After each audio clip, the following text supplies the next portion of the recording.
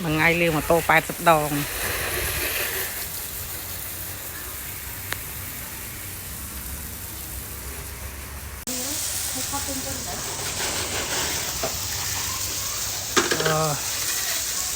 rực là lần thứ ấy mới liền tô tô đó mà tô nó mà ngày liền đòn tô mà cha được sao ta liền cha thế khi cha được sao là đồn cái gì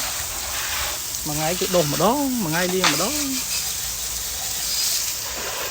chu bò bán liền cái chu đây này mà liền có những mày thì đã